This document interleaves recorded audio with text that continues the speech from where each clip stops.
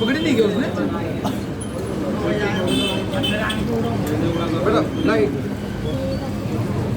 एक एक एक एक एक एक एक एक गड़बड़ मत करो, एक एक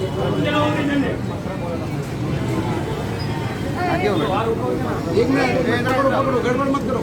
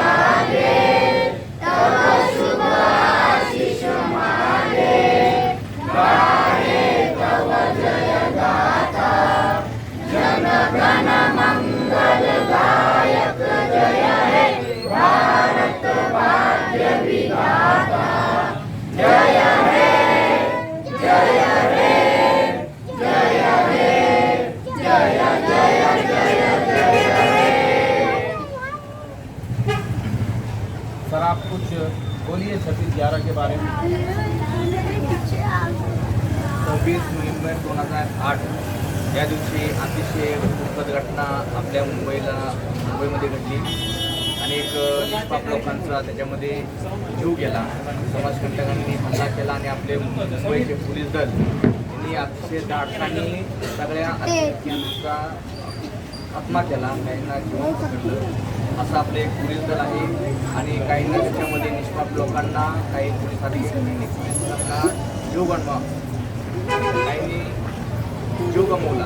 त्यांच्या आत्म्याला शांती लाभावं या ठिकाणी आपण जमलो आहोत आणि त्यांना आपण श्रद्धांजली द्यावी त्यासाठी आपण या ठिकाणी आलेलो आहोत. त्याबद्दल सगळ्यांचं मी आभार आमचे डॉक्टर साहेब होतील. 26/11 हा महाराष्ट्राच्या इतिहासातील काळा दिवस म्हणला. त्या दिवशी आतंकवाद्यांनी मुंबईला ताज हॉटेल, मुंबई CST या ठिकाणी अंधाधुंद गोळीबार करत निष्पाप लोकांचा बळी घेतला होता.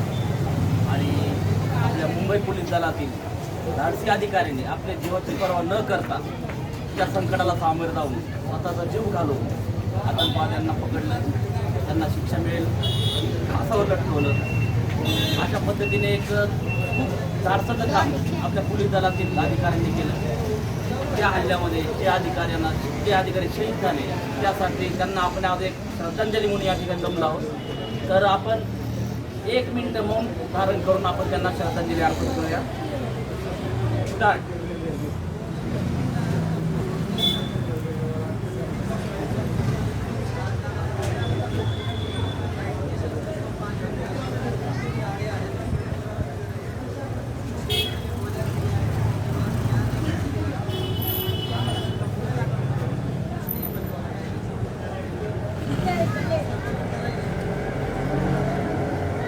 ओके, या ठिकाणी आम्हाला आपण बोलत त्याबद्दल आम्ही आपला आभार मानतो.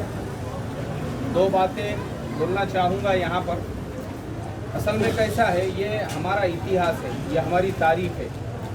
और हम सब जो है जब इस देश के नागरिक है, हम लोग हमारे अपना ये जो देश है जिससे हम इतनी मोहब्बत करते हैं, वो हमारे आने वाले पीढ़ियों को भी ये पता होना चाहिए कि 26/11/2008 को हमारे देश के ऊपर इस तरीके का एक बुज़दिलाना हमला किया गया था, जिसको हमारे देश के जो वीर जवान हैं, विजय सावरकर साहब, संदीप उन्नीकृष्णन साहब और अशोक कामटे साहब और हेमंत करकरे साहब, ये जितने भी जो हमारे देश के शहीद जवान हैं, इन्होंने अपने जीव की आहुति देकर देश की रक्षा के लिए अपने जान को कुर्बान कर दिया.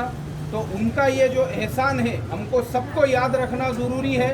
हमारे आने वाले नस्लों को भी याद रखना ज़रूरी है. आज हमने ये कार्यक्रम इसीलिए रखे क्योंकि हर साल हमने अपने हर महल्ले के अंदर, अपने बस्ती में, अपने गांव में, दूसरे देशों में हम जाके देखेंगे तो वहाँ के लोग अपने शहीदों को जब जब मौका आता है याद करते हैं कि उनका एहसान है हमारे ऊपर.